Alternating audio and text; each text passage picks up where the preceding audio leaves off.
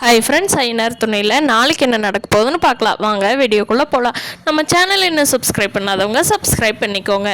பாண்டிக்கு வானதியை பொண்ணு பார்க்க போகிற விஷயம் பிடிக்காம இருந்ததுனால பாண்டி வானதியை ரொம்ப நேரம் யோசித்து பார்த்துட்டு எல்லாருமே பாண்டிக்காக, அதாவது சோழன் சேரன் எல்லாருமே வெயிட் பண்ணிகிட்டு இருக்கிறப்போ பாண்டி மட்டும் வானதி வீட்டுக்கு போய் வானதியெல்லாம் பயங்கரமாக ரெடியாகி இருக்காங்க.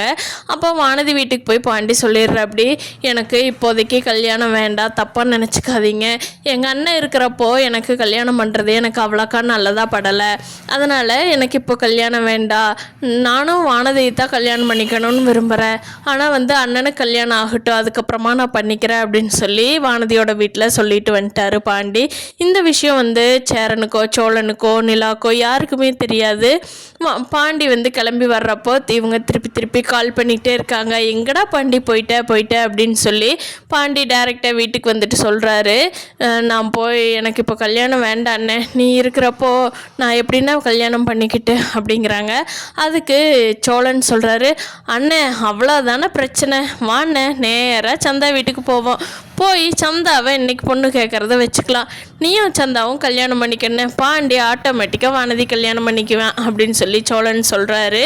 அப்போது சேரன் யோசிக்கிறாரு, ஐயோ நம்ம கல்யாணம் ஆகிட்டா நிலா இந்த வீட்டை விட்டு போயிடுவா, அப்படியே இப்போ தானே சோழனுக்கும் நிலாவுக்கும் சண்டை வந்தது, நிலா அப்படித்தானே சொல்லிச்சு உங்களுக்கும் கல்யாணம் ஆகட்டுன்னு, வானதி இந்த வீட்டுக்கு வரட்டு நான் கிளம்பி போயிடுறேன்னு சொன்னதை சேரன் யோசனை பண்ணி பார்த்துக்கிட்டே இருக்காரு. அதனால இப்போவே கிளம்பி போகலாம் அப்படின்னு சொல்கிறதுக்கு சேரன் எந்த பதிலுமே சொல்லாமல் இருக்காரு. நிலா போயிட்டா நம்ம என்ன பண்ணுறது அப்படின்னு சொல்லி, என்னோட லைஃப் என்ன ஆகும் நிலா இல்லைனா அப்படின்னு சொல்லி சேரன் ரொம்ப கவலைப்படுறாரு.